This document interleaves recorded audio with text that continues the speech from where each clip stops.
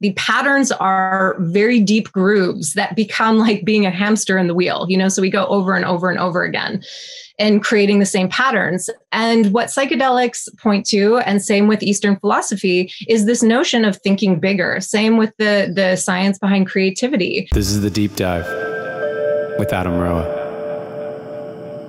All right, what is up, deep divers? Hello. Welcome to another episode of the Deep Dive Podcast. I am your host, Adam Roa, and with me today is Laura Dawn, the host of the Psychedelic Leadership Podcast, and just an all-around warrior in the psychedelic space is how I describe it. A true beacon, as someone myself who has shared about my psychedelic experiences and journeys for years now, and is aware of kind of the backlash that can come from that and some of the arrows that can be shot at me when I speak about that. It is always inspiring to me to find someone who's taking it another step further and really pioneering psychedelics in the world, because I am a huge fan and big believer in them. And for today's podcast, we are asking the question, are psychedelics the best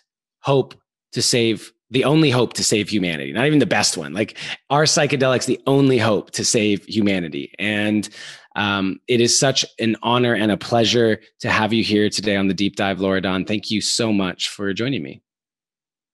Oh, thank you so much, Adam. It's such a pleasure to be here with you. Yeah, and I love how synchronicities aligned. We met right before COVID hit, right before, the pandemic and lockdowns at Envision Festival, last live festival that we were all at. So yeah, it's a pleasure. And were we aware of each other before? I feel like I knew of you before then in some way, shape, or form, but that's the first time we met in person. Yeah. I think we have a lot of community overlap. Mm-hmm. Yeah. Well, before we dive into the question of, are psychedelics the only hope to save humanity, would you like to give people just a short background of your work and what it is that you do? And really importantly, why you've chosen to focus so much on psychedelics? Because that wasn't always the case. Yeah, I came out of this psychedelic closet with my sort of brand, a few years ago, me being my personal brand of my message and what I'm talking about, and I have the Psychedelic Leadership Podcast. So it's a big focus of my life. I've been working with psychedelics for about 22, 23 years now, and they've been very central focus of my life. And so I think really at the center of my altar of my personal mission is really holding conversation around what it means to live and lead outside the box, and to think bigger. And so I've been, dedicated to looking at what is transformation really mean? Like when we talk about change and transformation, which is what really is the name of the game for so many people these days, what are we really talking about? And so I've really been dedicating my life to looking at that from a variety of different angles. And I've been leading transformational retreats for about 10 years now. I built a retreat center, a volcanic hot spring retreat center from scratch here on the Big Island.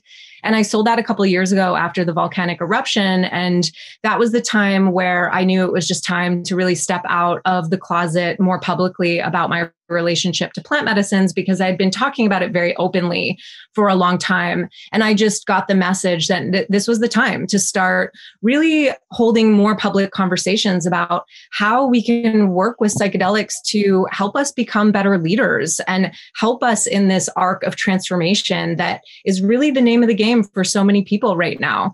So I'm actually, because of COVID, taking a break from leading retreats, and I'm back in graduate school, and I'm getting a master's in science in a program called Creativity Studies and Change Leadership. And so I'm focusing my thesis on exploring the intersection and overlap between psychedelics and creative problem solving. So I've been working with entrepreneurs. I've been an entrepreneur my whole life. I was raised by two entrepreneurs. And I've always sort of beat to my own drum and always really, forged my own path. We were talking about this before we started recording. I lived out of a backpack for 6 years of my life. I've always tried to do things radically different and see what else is possible. And I do think that psychedelics and sacred plant medicines, if we hold that intention, they can help us unlock doors to greater possibility, to thinking bigger. And when we start looking at these different sort of frameworks for what does that mean? I've been weaving in Eastern philosophy, primarily the Tibetan lineage that Chogyam Trungpa Rinpoche founded the Shambhala teachings.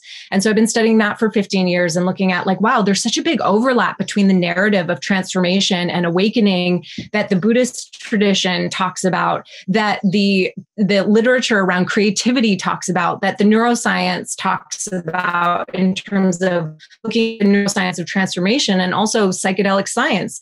They all sort of point to the same thing. And so I help people in the sort of the heart of what I do is I help people really look at how to step into greater possibility in their lives. And so I do this through leading programs, online programs, and retreats. And I also have a signature program called the Microdosing Mastermind for leaders in the psychedelic space. And the notion is that we can only take people as far as we've gone ourselves. So it's all about dedicating to our own practices, our own daily practices, and really understanding, what does transformation really mean? How do we really understand that? And what are some of the modalities that can help us embody change so that we can influence change on a much greater level? You know, really inspire change for this time of transition that we're moving through with humanity right now. Yeah, and we are definitely in a collective renaissance, I like to call it. And I'm curious, you said that all of these things that you were studying, from the Eastern traditions to psychedelic science, were all pointing at the same thing. What is that thing that you're speaking to there? What are they all pointing at? Okay, essentially, a good analogy is going into the cocoon of metamorphosis. You know, they all point to this process of what it means to let go of an old way of being if we want to think bigger and embody a new way of being. So it's like codifying breakthrough is kind of how I see it. And we have deeply entrenched patterns. That's why change is so hard. You know, so many people are seeking out coaches or guides or ceremonies, psychedelic experiences or retreats, ultimately because they feel a certain way and they're thinking a certain way that they'd rather not be feeling and thinking, and that they'd rather, you know, find a new way to embody a life that they really want to be living. I would say, you know, maybe that's a pretty broad blanket statement, but I would say that that's at the heart of what a lot of people are seeking to, you know, we have a multi-billion-dollar industry to help people sort of find happiness in their lives, you know? And so what does that really mean? And what it really looks at is this arc of transformation that I keep pointing to. And so psychedelics, they help us to loosen our grip over what's known as models of reality. You know, so we're handed stories as children about the way life is. And those are just narratives and beliefs that we erroneously adopt as truth with a capital T. And we say, this is the way it is. And that informs our perception of reality. And the way that we tell our internal narratives essentially become a self-fulfilling prophecy. And so when we start looking at the different elements of transformation, and one of them is really looking at the neuroscience of perception, because what we perceive becomes the content for which we craft the stories of our lives. And what we pick out in any given moment is really a validation of what we already believe to be true. So I had the privilege of interviewing Manesh Gurn, who's a psychedelic neuroscientist. And one of the biggest things that came out of that interview was this notion that we see what we believe. And so we stay stuck in a loop, in a self-fulfilling loop. And even though we might say, oh, you know, I want to change, it actually is hard because the patterns are very deep grooves that become like being a hamster in the wheel, you know, so we go over and over and over again and creating the same patterns. And what psychedelics point to, and same with Eastern philosophy, is this notion of thinking bigger. Same with the science behind creativity. You know, what does it mean to think bigger? And so, for example, Dr. Robin Carhart-Harris, he's a leading researcher in the psychedelic space. He has what's known as the Rebus model.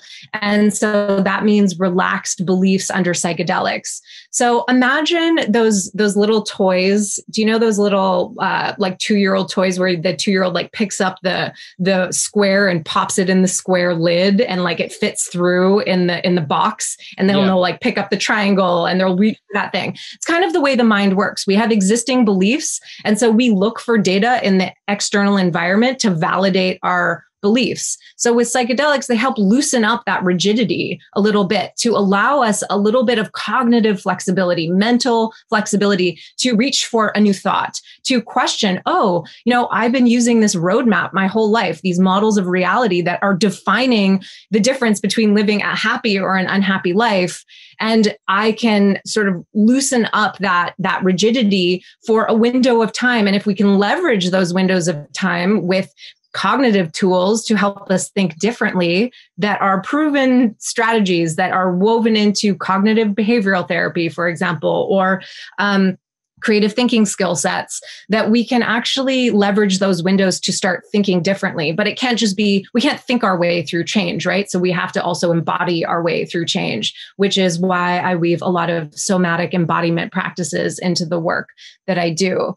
But one thing, in terms of Eastern philosophy, Pema Chodron always says, the heart of the spiritual journey is going from narrow mind to open mind. So when you look at that, it really still points to the same thing that psychedelics are pointing to, thinking bigger, feeling in a new way. And we also get into these very deep grooves around the way that we feel. I mean, I could literally talk about this for like hours and hours, so you can interrupt me at any point. But it's really all of these different modalities that are pointing to how to help support people in the arc of transformation to establish real change so that change can be rooted in our lives.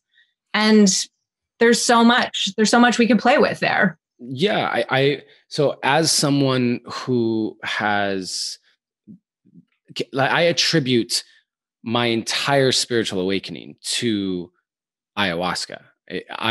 So my background as being raised Catholic, and I truly was searching for some form of spirituality, and I wanted to believe. I would, in high school, I read the Bible, every night before bed. It was a student Bible, and it had the Bible verses, and then at the end it would break it down in a more simple to understand way. And I was praying, and I was asking for a sign to know God, and all of these things. And so I was always a seeker. And I did mushrooms for the first time when I was 18, maybe. And I remember I did it with my friends, and we used to do it in ways where we would goof off and have fun and just play. And all of my friends at that time that I did it with, they went down a path of just no longer doing any psychedelics. And I went more deeply into the path of loving psychedelics, specifically psilocybin mushrooms.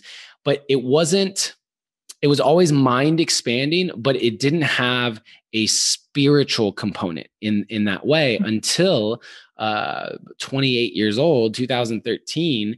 And I sat in an ayahuasca circle, not because I'd heard of ayahuasca, but literally because I was so desperate, because it seemed like everything in my life was crumbling and falling apart, and I didn't know what else to do. And I'd heard about this thing that my friend had done and I just wound up in an ayahuasca circle. And from that one weekend, 2 nights back to back, I went from being borderline atheistic to fully believing in most of the things that I talk about now, in the connectedness of everything.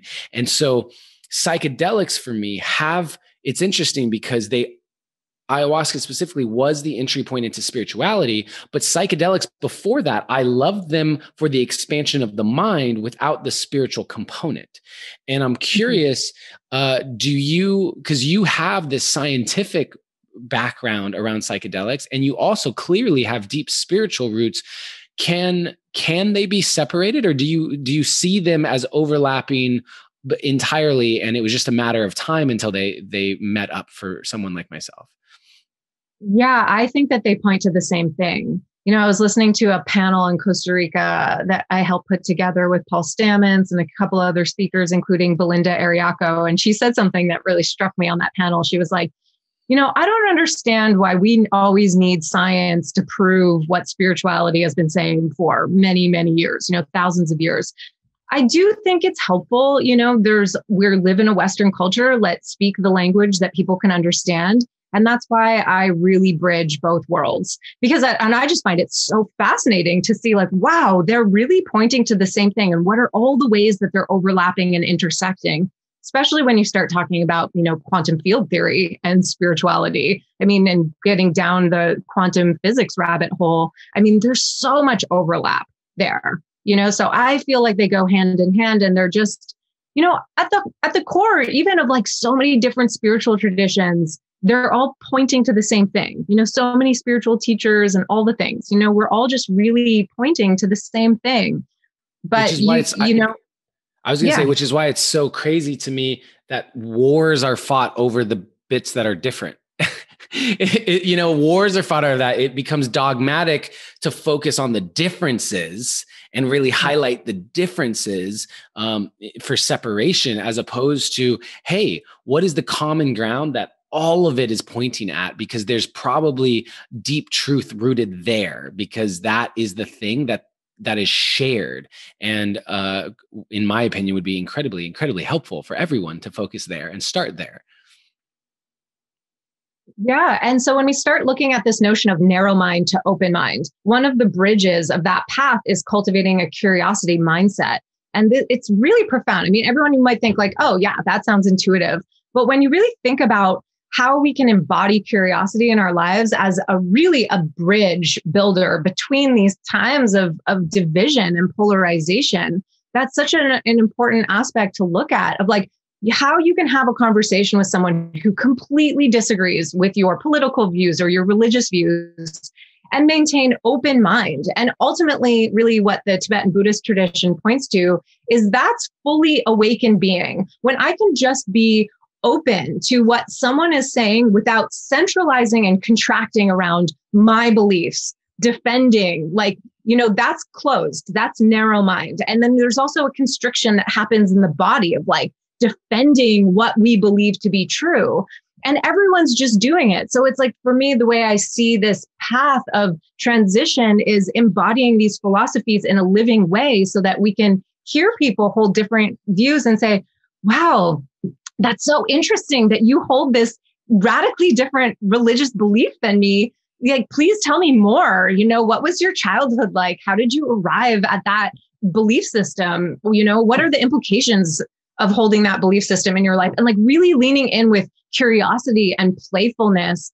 And this is all just what plant medicines are showing us how to do if we go with that perceptual lens, because really psychedelics are like a Swiss Army knife with a million different add-ons. So you can apply it in a lot of different ways.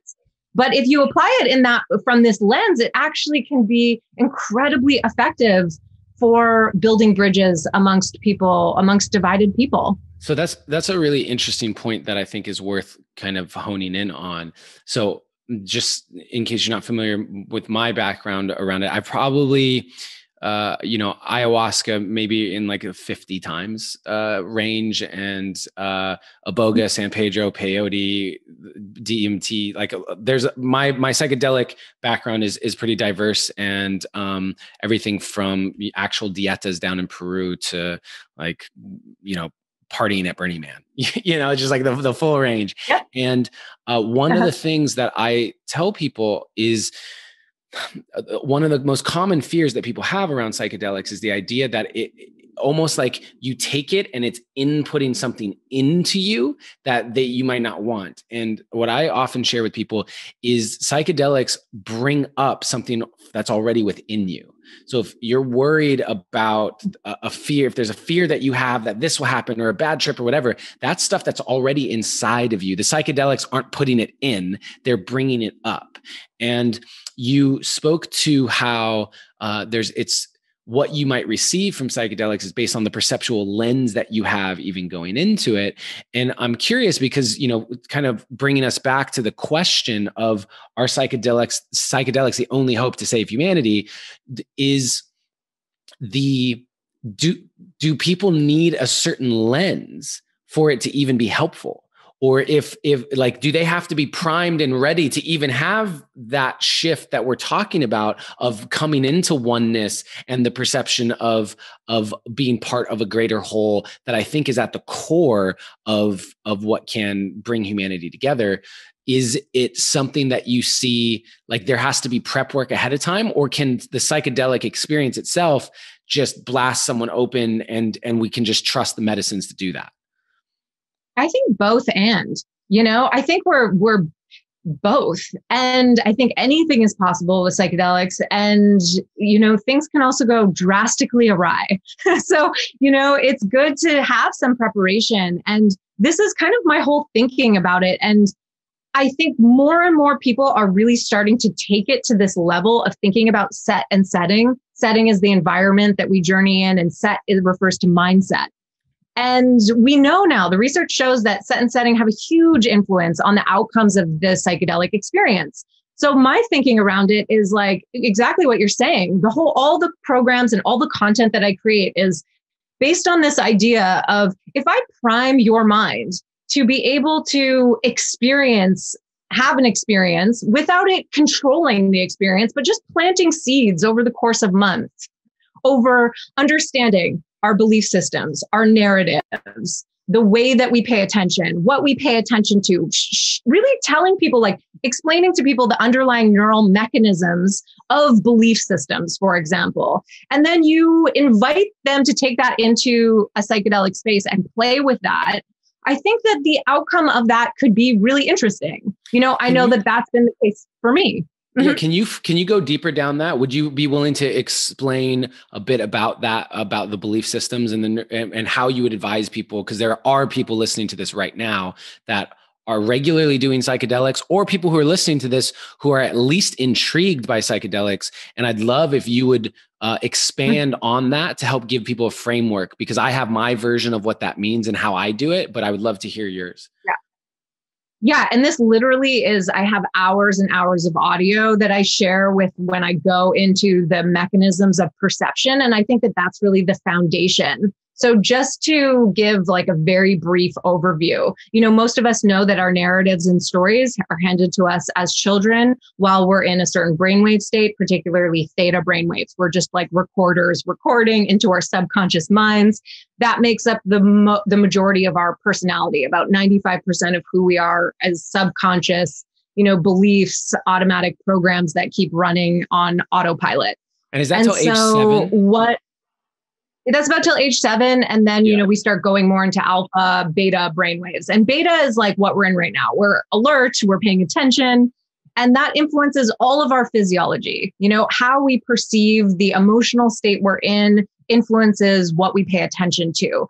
So let's say, for example, in every given moment, we're exposed to an enormous amount of information. So it's really like when we look at the primary sort of mostly widely accepted model of consciousness is the Bayesian model, which looks at something called predictive coding. So for example, in every given moment, we're exposed to about 4 billion bits of information. We're really just in the sea of noise all the time. And the mind uses the models of reality, of the models of belief systems and narratives from children to impose meaning on the noise that we're exposed to.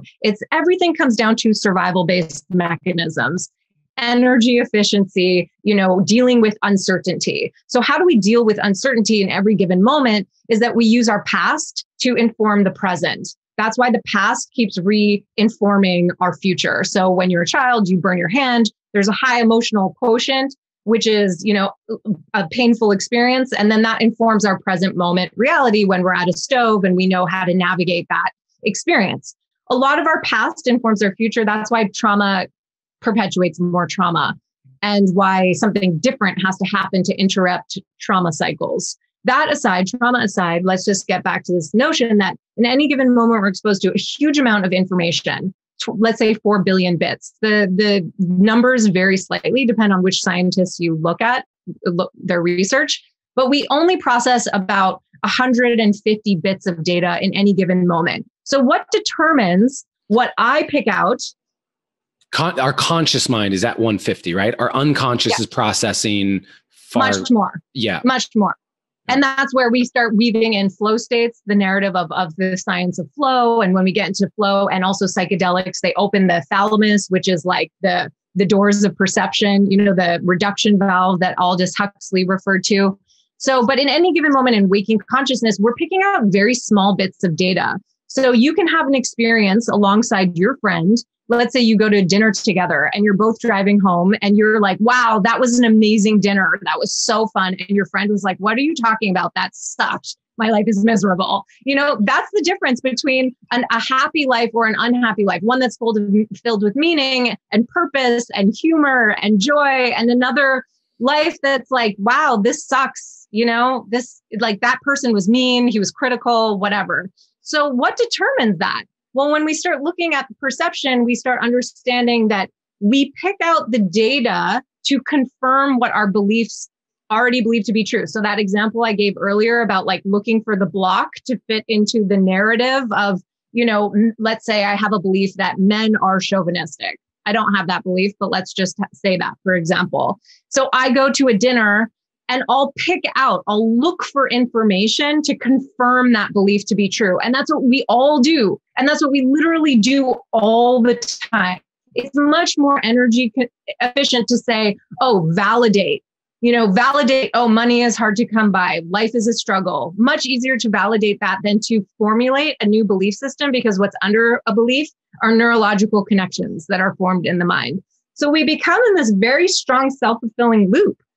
So for example, to get more to the root of your question, just by explaining that to people that, okay, you are consistently looking for information to validate. So you look for the patterns. What are the patterns that you're picking out over and over and over again? And a great analogy that I use is that we're all like living in glass rooms.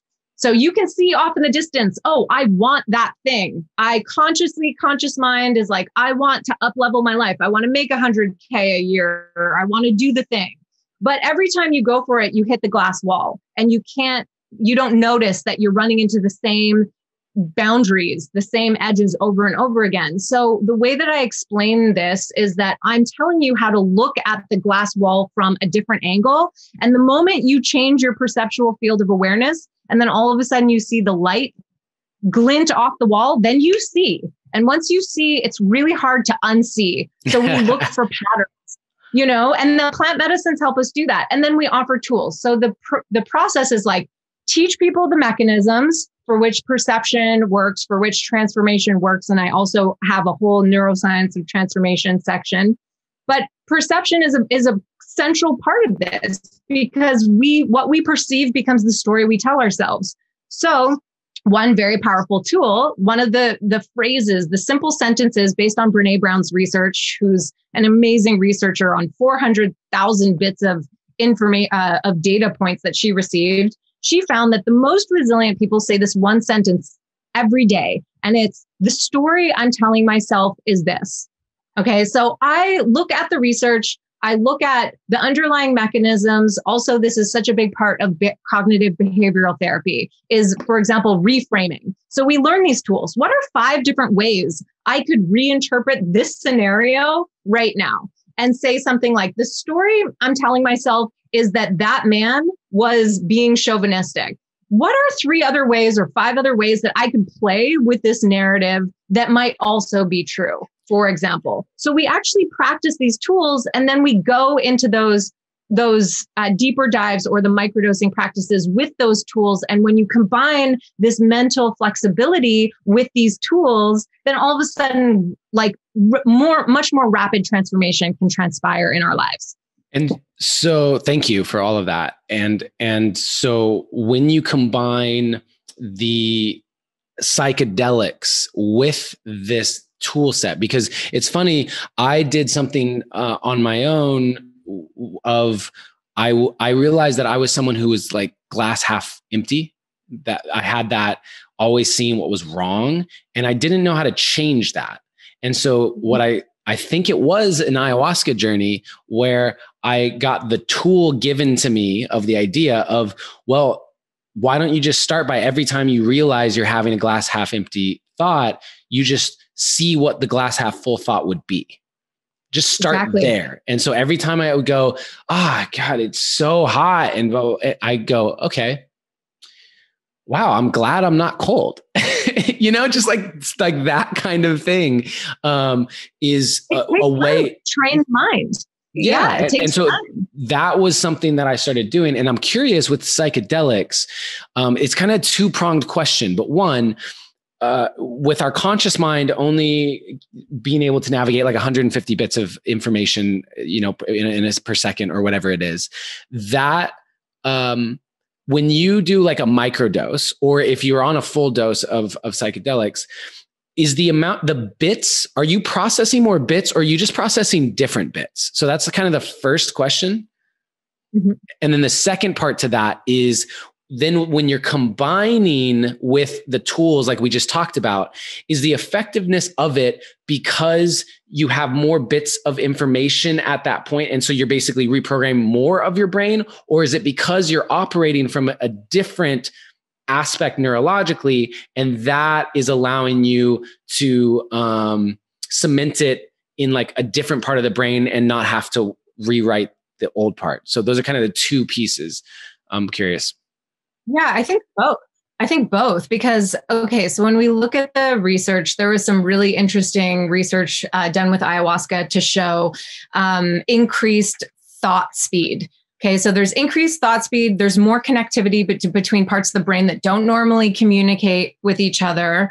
We're able to take more lateral jumps in thinking and remote associations. And this is also all points to creativity, which is like where the whole overlap is. Yeah. And this is actually worth saying that when you look at the neural underlying mechanisms for which psychedelics are efficacious for treating depression, it's the same underlying neural mechanisms for which has help us think more creatively, because we're still just getting out of a ruminative loop in depression and having a new thought. It's the same thing with creativity, which is why it's so fascinating to me.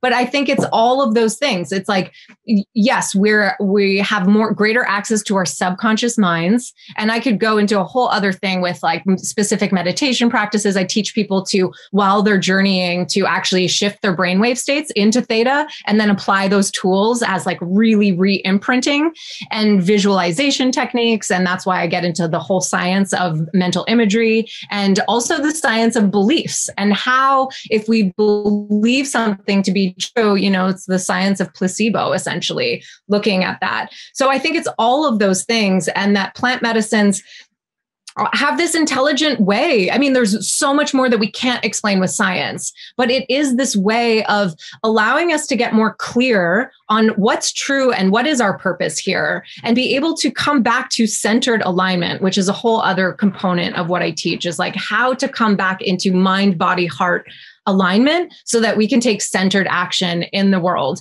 So I think there is a lot of different things happening, when we start looking at neuroplasticity, neurogenesis. I mean, this is proven now in the science.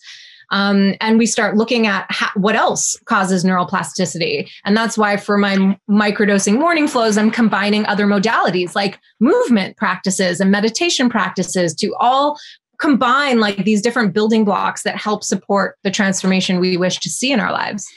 So then this brings me to a question that I've asked myself often. So are you familiar with, I think it's cordyceps, but it might be other mushrooms as well, that basically take over the host and take over the function? So for people who aren't familiar, the mushroom essentially will take over the brain of its host and cause it to do something. And what I was told about was where it'll have the host go up to like a heightened space where it will then explode out of the host and kill the host. But as a result of being in a higher elevation, it will have the spores travel further so that it can do this again. But the entire time, the host has no idea that it has been taken over, like body snatched by the mushrooms. And I had this thought one time that everyone who had done ayahuasca, for example, is basically now just a carrier for ayahuasca consciousness. Like I am now actually completely taken over and acting as a conduit, as a vessel for the consciousness of ayahuasca or psilocybin mushrooms or whatever, and doing what that consciousness wants on the planet. I'm not actually my old consciousness before and after. And so it's a fun thought experiment that can't really be proven, I think, but it is a fun thing to think about. And I'm curious, with all of your scientific research and background and spiritual beliefs, if you feel like the plants themselves have their own consciousness that and has its own vested interest, so to speak, that once we imbibe the substance, we are now, it's not like this neutral thing. Like ayahuasca, grandmother has a consciousness and desires and wants. And so by taking that in, we are also now taking in the wants and desires of the plant and the medicine. Do you have a belief around that? Okay, this is so funny, Adam, that you're talking about it because, okay, so this is the first time I'm admitting this publicly, but I have this like, my biggest fear and also deepest desire is to do like spiritual stand-up. And this would be the content of a whole skit, is just like the way that ayahuasca just enters into our consciousness, and why I do believe, I find that it was a great description that you offered. And I definitely resonate with that as just like a fun thought experiment to even consider, like, who's really running the show here on this planet, And I had the privilege of interviewing Dennis Mckenna for episode number 3 of the podcast, who's, one of the world's leading ethnobotanists and ethnopharmacologists. And he's just an incredible genius. And he's also this earth poet and just so, mythopoetic in the way that he speaks. And he says, plant medicines are the neurotransmitters of the Gaian mind. And I just love that. I just love the way he put that. Plant medicines are the neurotransmitters of the Gaian mind. And we just happen to have these 5-HT2A receptors that happen to fit perfectly with, DMT and all the tryptamines and the beta carbolines, which are a whole other compounds found in ayahuasca vine. I just find it so fascinating. And I also, and he said, and the message is for us to wake up, and that's really his message too. And I do feel like that. And I think it's also why we're seeing this like really funny thing happen that a lot of people are noticing, where people drink ayahuasca for the first time and they're like, wow, I want to be a shaman now. And then they do the thing, And I'm like, see, it's really just like ayahuasca whispering in everyone's ear, like, you can do this. You're a shaman. I mean, I'm not saying to do it and to go and, but I do think it's like her trickster energy of like, spread me, pour me around so that all the people on this planet can, feel my consciousness. Yeah, it's definitely something that I personally feel. I believe that there is a consciousness to these different plants, and iboga's energy feels very different than ayahuasca's energy. And I'm not talking about the experience itself. I'm talking about the consciousness with which I feel I'm communicating with during that time. And so let's come back to the question of are psychedelics the only hope to save humanity? And to hone in on that question, I think it's important to speak to saving humanity and what that even means. And for me in this conversation, I would say that a true feeling of oneness, like a true feeling of oneness, if everyone on this planet could experience a true knowing of oneness, of connectivity, of how we're all connected, I would say that in and of itself would do wonders for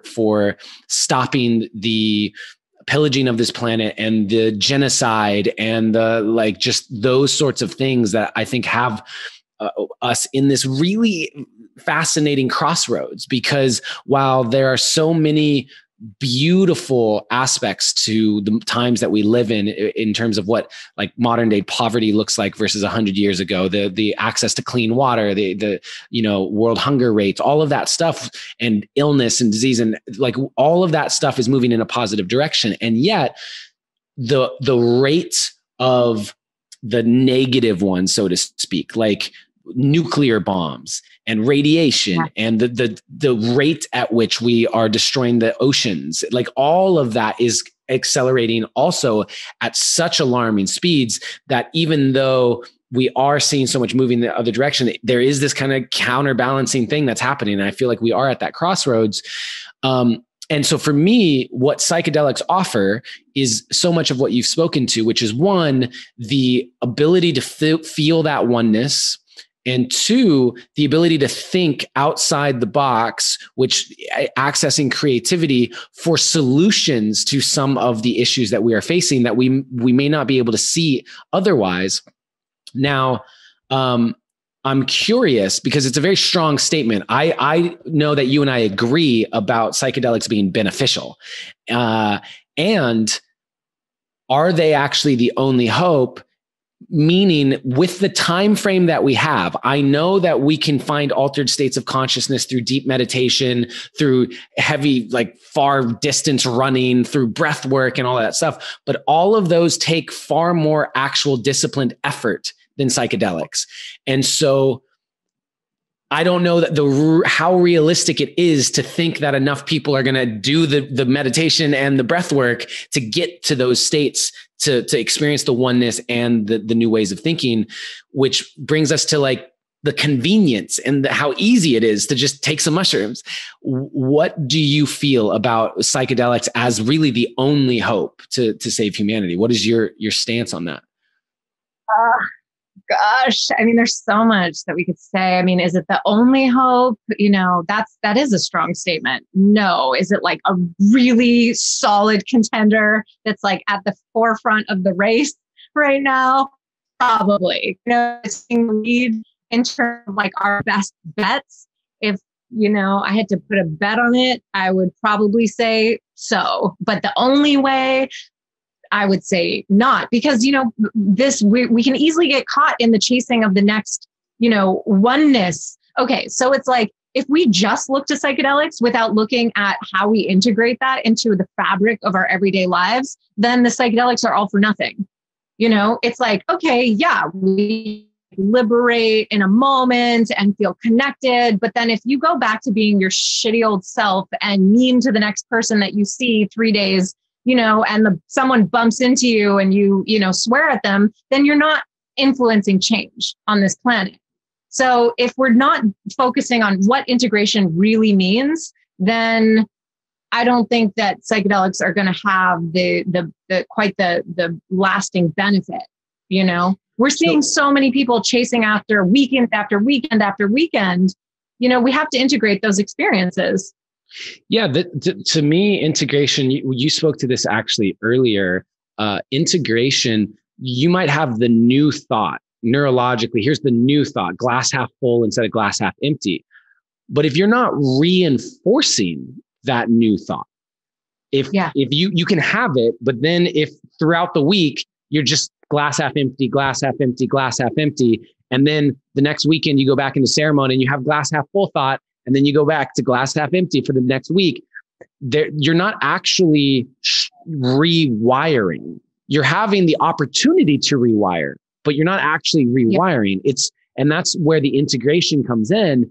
And so in many ways, it's kind of a chicken or the egg situation, right? Because someone needs to have the new awareness to be able to have the choice to choose a new thought.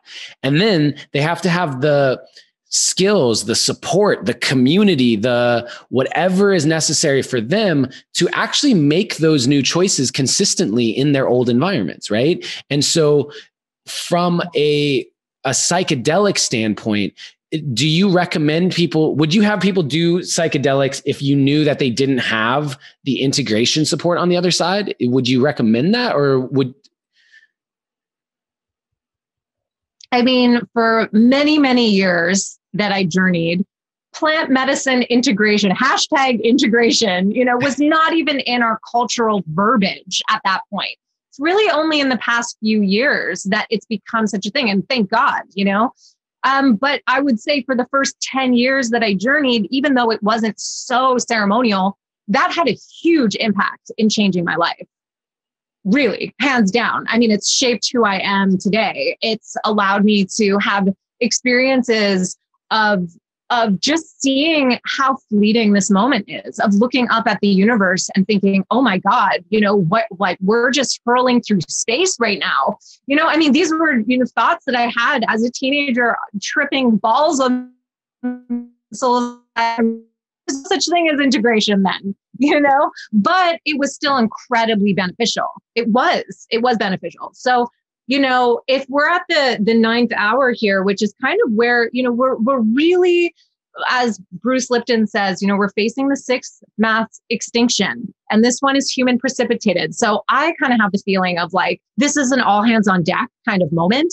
So even if, and I also believe in the power of prayer. You were talking about like your religious upbringing. I never resonated with the P word. Like the power of prayer was like not something that I resonated with until I started working with ayahuasca. And I was like, okay, this is what it means to pray. And so I actually also really believe in the power of large groups of people coming together and praying for the awakening of humanity. Don't have integration support. I hold the prayer that all the people working with psychedelics right now, they find some synchronistic alignment to get the support that they need. And so yes and no, it's such a nuanced conversation. Like, do I recommend it if they don't have the integration support? Well, maybe they're going to journey and a new thought is going to pop into their mind that is going to put them in a whole different direction in their life that will have such huge benefit. We just do everything we can. Yeah, 100%. I think about that even for myself and the experience that I've had of like when I was doing mushrooms at 18 years old and I didn't have this spiritual connection. I remember the very first time that I ever had that a mushroom trip and journey, I actually ended up staring at a pillow. I just had this pillow on the sofa and I was staring at it, and there were all these little threads and I was seeing all the individual threads.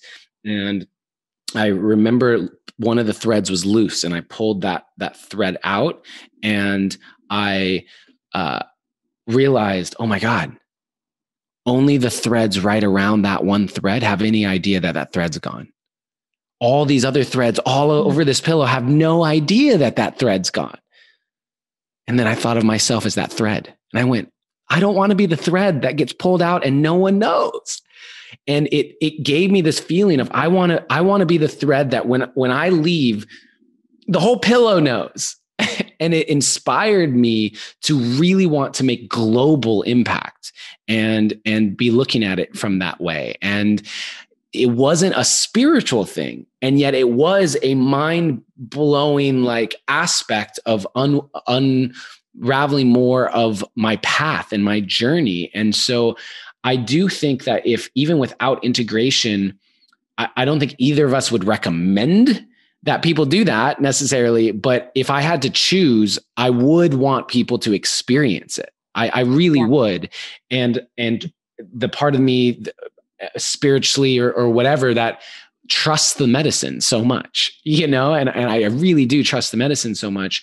And with that said, there are so many completely free resources for integrating and how to integrate, from your podcasts, your programs, your information, your Instagram, you know what I mean? There's so much.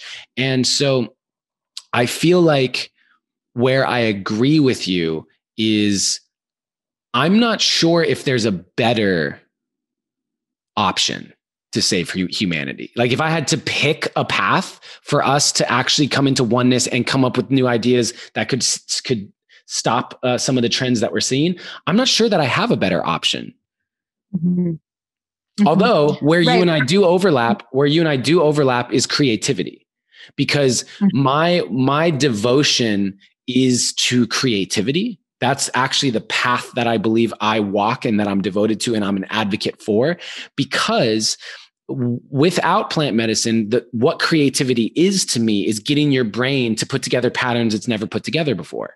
So it is thinking outside the box, which is what we're saying psychedelics do. And so if even just in learning how to write poetry or learning how to play music, you are consistently moving your brain outside of what it's already known. And that alone can do a lot of what I think psychedelics can do for you to maybe not as noticeably in the moment. But I think creativity for me is the only other path that I've seen that I would be willing to bet on.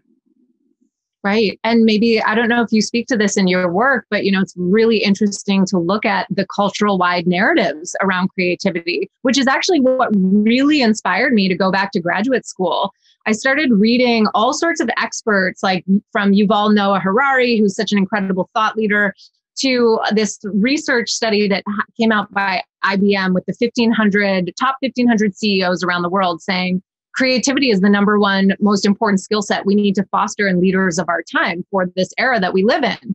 And I kept thinking, wow, I don't really consider myself to be like a creative person. Like my own narrative around creativity was just something to look at. And then I started looking at Brene Brown's research, and she had this incredible interview with Elizabeth Gilbert, author of Big Magic. And I love that book on creativity. And in that interview, Brene was saying that about 80% of people had a negative experience in school that influenced them negatively the rest of their lives, like a belief system that was reinforced from a teacher that influenced them negatively. And 50% of the 80% was a negative belief around creativity. And that happened to me in school. I had a teacher tell me I would never be creative because I couldn't draw. And so I think we're also redefining the cultural narrative around what creativity is, which is, first of all, our birthright. It's what defines us as being human, and that we can actually start thinking of ourselves as being creative, and we can teach ourselves how to think more creatively. And research shows that creativity training does work for people to think more creatively, and that even just the shift in the belief that we are creative actually fundamentally changes our narrative, our lives, because it's a belief that influences that self-perpetuating, reality. 100%, 1,000%. It just, I think the view of creativity has been so limited. It's been so narrow what creativity is. It's like, well, I don't draw, or I don't paint, or I don't sculpt. It's like, well, okay. And what else is there to creativity? All of the different ways. And I agree with you when you say it is our birthright. I believe that creativity is the purest expression of our soul. It is literally your unique life force energy. And so the cultivation of that is so critical and so important. And so can you speak a little bit as we come to start to wrap up here? Can you speak to what you found around your research? Because I know this is an intersection point of a lot of what we've been talking about, actually, because you focus a lot of, I guess, your work with psychedelics around creativity. And so can you speak to what you found around maybe microdosing specifically, but like psychedelics in general around creativity? Oh gosh. I mean, there's so many ways that we could look at this, because we, even just defining creativity, we could look at the creative person, creative like products that we make, whether that's art or, through companies that we're working with. There's the creative environment, and then there's the creative process. So it's good to actually get clear on what we're talking about. This is the research on the 4 Ps of creativity. I'm really interested in the creative process and looking at the research behind that, and also what I'm being trained in right now is advanced creative problem solving facilitation for corporate teams. And so that's the next iteration of what I'm doing with my retreats, is corporate offsites where we can incorporate psychedelics and those windows of mental flexibility, where we then go into creative problem solving facilitation. Really, ultimately, to point to what you said earlier to the T, is to help us leverage psychedelic experiences to find solutions to the greatest challenges that we face. And one of the greatest challenges I think that we face is how we treat each other. And so weaving that into a big part of the narrative for me is really important. But the research around psychedelics is looking at, and creativity and where they overlap in terms of the creative process, is that the creative process isn't one way of thinking. It's actually going into a lot of different modes of thinking, like divergent thinking and then convergent thinking. Divergent thinking is coming up with a lot of different ideas, a lot of different solutions. Brainstorming is an example of divergent thinking. And then you converge on a solution that you develop. But we in school, we're all products of industrialized schooling system that really only focuses on convergent thinking. But when you start looking at this as the same parallels, if you've read Michael Pollan's book, How to Change Your Mind, he talks about spotlight consciousness versus lantern consciousness. So spotlight consciousness is very like convergent. We're always just like focusing on, and usually it's very negative, what you were talking about with cup half empty. That's the negativity bias, which is also really helpful to educate people about, like, you're not just the only negative person, we're geared towards the negativity bias. But even just becoming aware of that is helpful.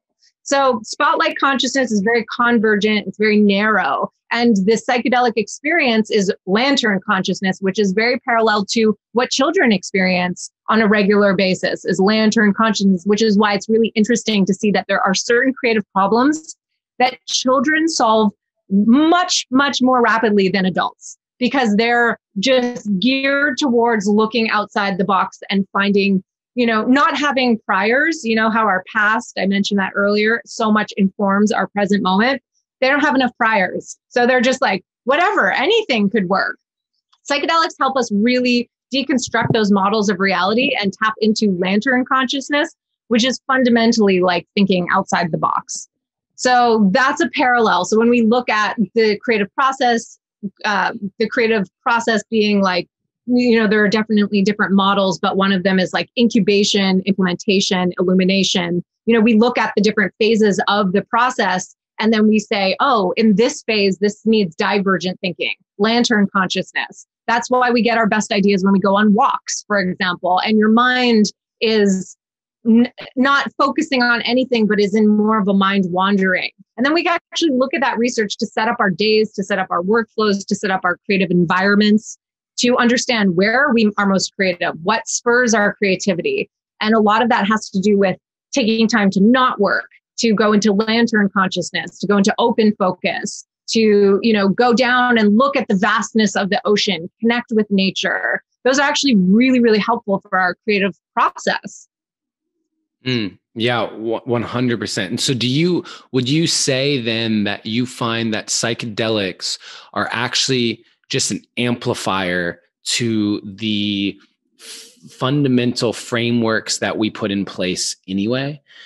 Because because like what I'm hearing with integration is something that I believe everyone should learn how to do effectively when you listen to this podcast. Everyone listening to this podcast right now, how are you going to integrate this information into your life in a helpful way? The books that you're reading, the Instagram post that you might have read from Laura Dawn or Adam Roa that says something that you go, whoa, I haven't thought about it like that. Amazing. How are you going to integrate that? And similarly with the creative process, my personal creative process is 4 steps. And that's how I approach things. And I've spoken to that on this podcast before. People can listen to that. But that's a framework that I do whether on psychedelics or not.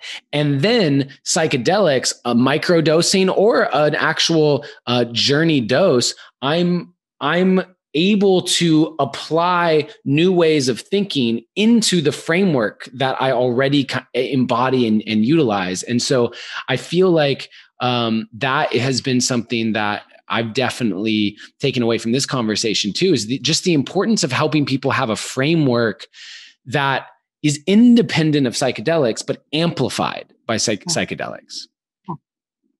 Yeah, because when we look at set and setting, psychedelics are amplifying what's already there. They tune us into the subtleties of our reality.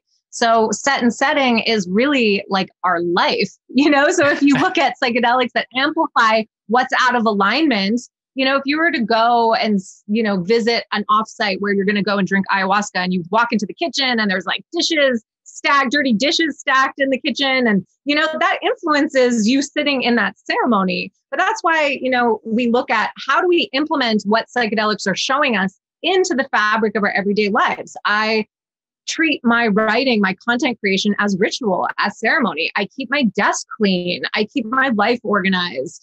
I bring that ceremony into my life. And I think that has a huge, huge impact in just my narrative, how I experience my life. So it's amplifying what's already there.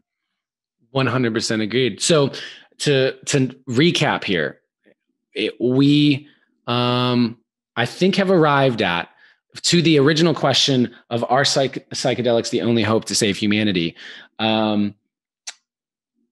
it's not that they're the only hope, but you and I don't necessarily know of a better one. They may be the best hope that you and I have.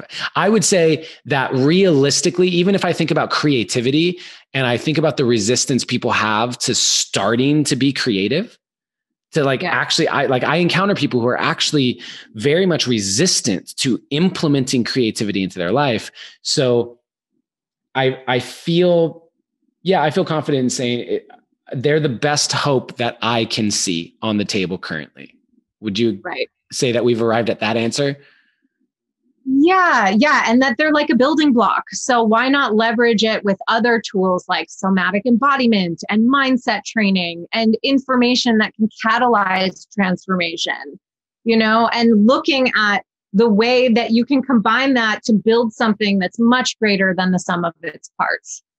I love that. Well, there we have it. We've done a deep dive and figured out all the solutions for how to save humanity. We've given the best possible solution.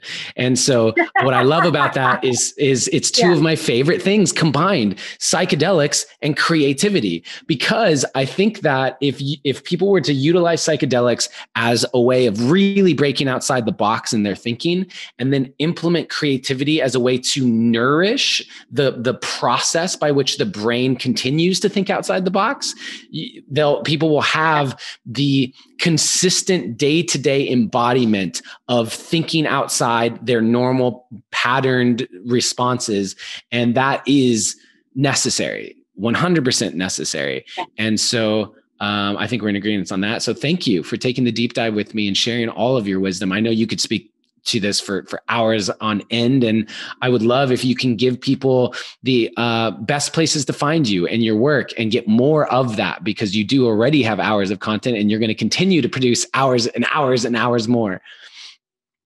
Yeah. So if you're really interested in this particular conversation, then it's very possible you'd be interested in my microdosing mastermind. It's a 3-month program. We go deep into all of this. I'm actually on the next round going to extend it to be longer because there's just so much content there. But I also have a free 8-day microdosing course. My home base is livefreelauרד.com. You can get free 8 days of information on just how to start and cultivate a microdosing practice. I also have my psychedelic leadership podcast, and I have some playlists for psychedelic journeys and beyond. And also guides. I have a lot of free guides on my website on how to have a safe psychedelic journey at home. And I have really in-depth guides on integration that are all free on my website, livefreelauרד.com. And you can also find me on Instagram at livefreelauרד. And there it is, Live Free Laura D. Well, Laura Dawn, thank you so much for coming on the deep dive with me today. And again, continuing to be a voice in a sector that is so important, as we discovered today, probably the best chance humanity has, and one that is still taboo, and that so many leaders, true leaders and role models, are scared to speak out in. And so I appreciate you so much for doing that work and for having the courage to stand for what you believe in. Thank you. Thank you. I really appreciate all your work too, Adam. It's been such a joy to watch your journey unfold, and all of your poems and all of your offerings are just incredible. So thank you so much. I appreciate it. And to all of you deep divers who've tuned into this episode, thank you for taking the time to drop in with us and dive deep. And again, stating it one more time, integrate it. That is the greatest gift that you can do, which is integrate this information into your life in a way where you are consistently making new choices with the awareness that you may have gained from this podcast. The second best thing that you could possibly do after listening to this is share this out with with people that you feel like would benefit from this information, who are interested in this topic. This is a taboo topic that I know has been difficult for me to talk to some people about in my life. And something like this is a way where I don't have to. I don't have to be the one to say, hey, do this or do that, or this is what I think, but just, hey, would you be willing to listen to this? It's an hour long. Listen to it, and we can maybe have a conversation afterwards. So please share this out. Send me messages. Let me know what your thoughts are. And I want to remind you that always, in always, you are seen, you are heard, and you are loved. Have a blessed rest of your day, family.